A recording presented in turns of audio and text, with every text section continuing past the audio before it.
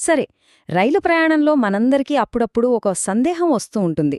Ticket విషయంలో ఏదైనా గొడవ జరిగితే అసలేం జరుగుతుంది? మనల్ని రైల్లోంచి దించేస్తారా?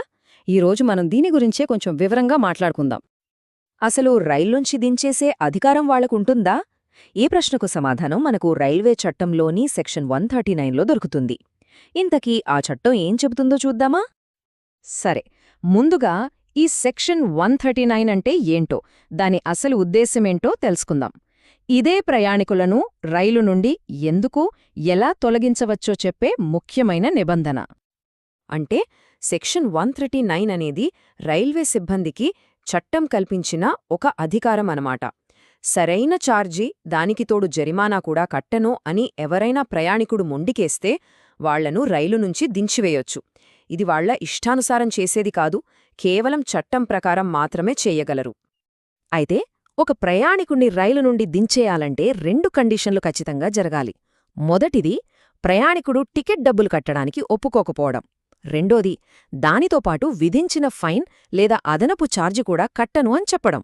ఈ రెండూ జరిగినప్పుడే ఈ రూల్ అప్లై అవుతుంది.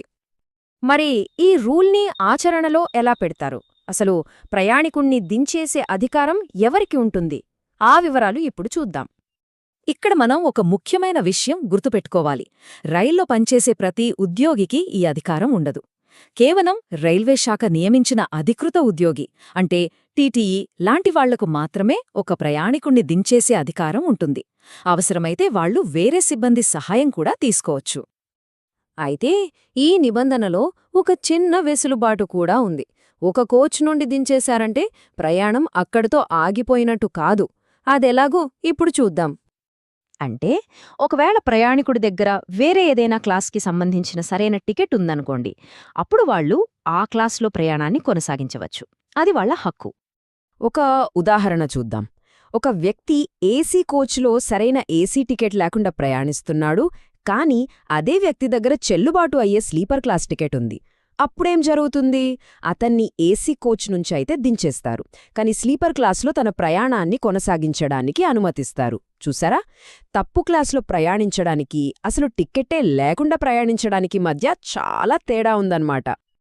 సరే, ఇప్పుడు మనం ఈ చట్టంలోనే అత్యంత ముఖ్యమైన మానవతా దృక్పథంతో కూడిన ఒక అంశం గురించి మాట్లాడుకుందాం. అదే ప్రయాణికుల భద్రతకు సంబంధించిన ప్రత్యేక నిబంధనలు. చట్టం అనేది కఠినంగా ఉండటమే కాదు, కొన్నిసార్లు రక్షణ కూడా కల్పించాలి. అందుకే కొంతమంది ప్రయాణికుల భద్రతను దృష్టిలో ఉంచుకుని ఈ చట్టంలో కొన్ని కీలకమైన మినహాయింపులు ఇచ్చారు. మరి ఈ ప్రత్యేక రక్షణ ఎవరికి వర్తిస్తుంది? పురుషుల తోడు లేకుండా ఒంటరిగా ప్రయాణించే మహిళలకు, అలాగే చిన్నపిల్లలకు. వీళ్ల భద్రతకు చట్టం అధిక ప్రాధాన్యత ఇస్తుంది. ఈ నిబంధనలు చాలా స్పష్టంగా, కఠినంగా ఉన్నాయి. తోడులేని మహిళలను గాని, పిల్లలను గాని ఎక్కడ పడితే అక్కడ, ఎప్పుడు పడితే అప్పుడు రైలు నుంచి దించేయకూడదు. వాళ్లను కేవలం ప్రయాణం మొదలయ్యే స్టేషన్లోనో, లేదా ఏదైనా జంక్షన్, టర్మినల్ లేదా జిల్లా హెడ్క్వార్టర్స్ లాంటి ముఖ్యమైన స్టేషన్లో మాత్రమే దించాలి. అది కూడా పగటిపూట మాత్రమే. రాత్రిపూటగాని, నిర్మానుష్యంగా ఉండే ప్రదేశంలోగాని వాళ్లను వదిలేయకూడదన్నదే దీని ముఖ్య ఉద్దేశం. సరే, ఇప్పటివరకు మనం చర్చించుకున్న ఈ విషయాలన్నింటి నుండి మనం గుర్తుంచుకోవాల్సిన ముఖ్యమైన పాయింట్స్ ఏంటో ఒక్కసారి చూద్దాం. మొదటిది, కేవలం టికెట్ ఛార్జీనే కాదు, దానికి తోడు ఫైన్ కూడా కట్టను అని నిరాకరిస్తేనే దించేస్తారు. రెండోది, ఒకవేళ తక్కువ క్లాస్ టికెట్ ఉంటే ఆ క్లాస్లో ప్రయాణాన్ని కొనసాగించవచ్చు. మూడోది, తోడులేని మహిళలు, పిల్లల విషయంలో ఎక్కడా ఎప్పుడు దించాలనే దానిపై చాలా కఠినమైన రక్షణ నిబంధనలు ఉన్నాయి. ఇక చివరిది, ఈ అధికారం అధీకృత రైల్వే సిబ్బందికి మాత్రమే ఉంటుంది. చివరగా ఒక ప్రశ్నతో ముగిద్దాం. ఈ సెక్షన్ 139 చట్టం ఒకవైపు రైల్వే శాఖ అధికారాలను కాపాడుతూనే మరోవైపు ప్రయాణికుల భద్రతకు సరైన ప్రాముఖ్యత ఇస్తోందనిపిస్తోందా? దీని గురించి ఆలోచించి చూడండి.